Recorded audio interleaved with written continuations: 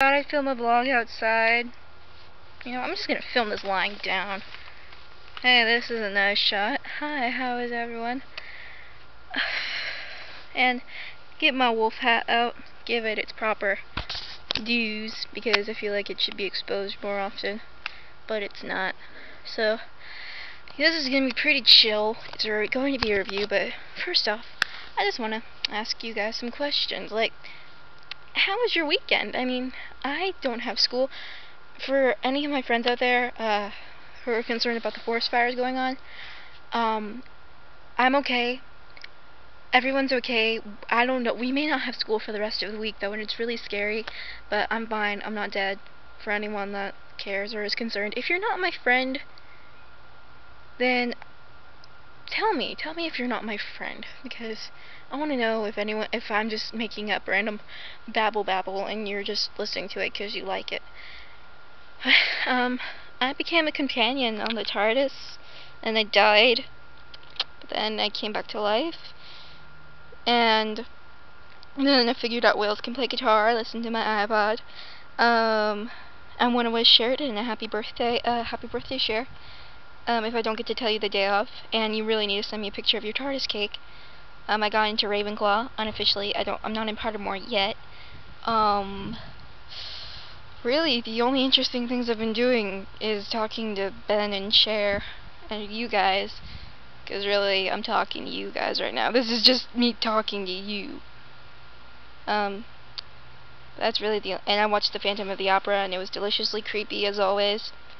And my sister said the most hilarious thing about the overture, because it has electric guitar in it, right? And she's like, I don't think they had electric guitar in the 1800s, but I thought that was really funny. Okay, so rambling over, going on to legitness. This is going to be a review of The Perks of Being a Wallflower, and it's just going to be me being like, oh my gosh, this book is fantastic, oh my gosh, because I really have nothing to complain about with this book. I don't have it right now because I wanted to pack things that I thought I should save in a fire if the fire gets close, which it won't. But yeah, so I decided to pack that. So it shows how good I think this book is. It's amazing, and the premise is very, very simple. It's just a guy named Charlie, 15, 16-year-old dude, writing letters to we don't know who, but it says, "Dear friend," and right off the bat, the book starts with a suicide. I'm just going to say that out because it deals with a suicide at the beginning, and Charlie just goes through, and he tells his friend about this because he feels like he'll understand and he'll be able to talk to him about it. And Charlie just deals with so much crap. He's got so much crap going on in his life. He deals with sex, the homosexuality of his friend Patrick. He has to deal with his friend Sam, who is a girl. He likes her, but she doesn't like him, and so much stuff that I really just don't want to tell you about because I don't want to spoil it for you, because this book is so beautiful and there's so many quotable things. Like, he's talking about being in Sam's pickup truck, and they're listening to this song, and he just says he feels infinite, and he said they looked at me like I said the greatest thing in the world, and oh my, it's so beautiful, and there's so many quotable things. And he's having a conversation with all his friends, and he's like, I'm sure that this conversation is being had somewhere else in the world, in a place, and it's like someone else's version of the Big Boy, which is a diner that they have in the book. And it's so beautiful. And really, if you go into this book with the wrong attitude, you're going to hate Charlie. You're going to think he's so whiny, so complainy. But if you aren't empathetic to this character, you should not read this book. Really, I know what he's going through, like, not like his experiences, but the way he thinks. You wouldn't normally think a 15-year-old boy would talk or think anything like Charlie, but you love him. You love him so much, and you wonder, is there really anyone out there that thinks or, like, wonders about these morbid things? And he just, like, reflects you back at you. It's so beautiful, and usually people that are like you, I want to say that he is a Holden Caulfield, John Green protagonist with a bit of the morbidity of Alaska Young's thoughts, but less so. he's just the perfect.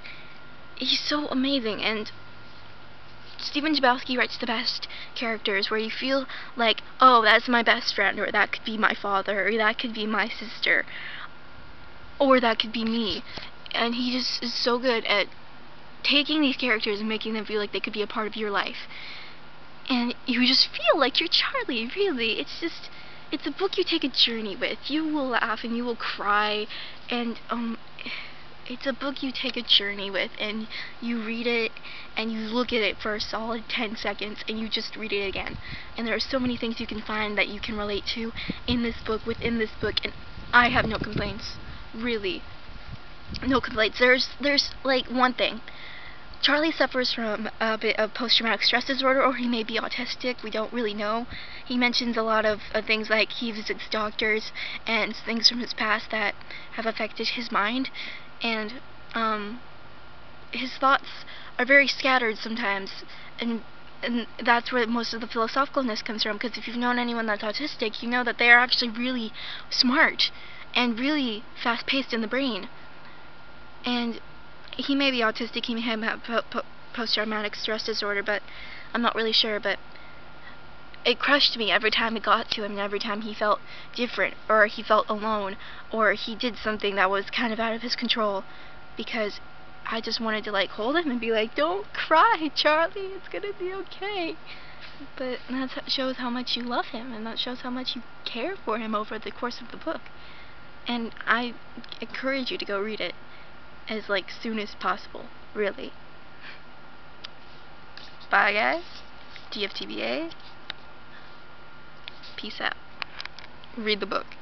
Now. Seriously. Go. Get it. Now. Perks of Being a Wallflower by Stephen Chbosky. Go. Bye guys.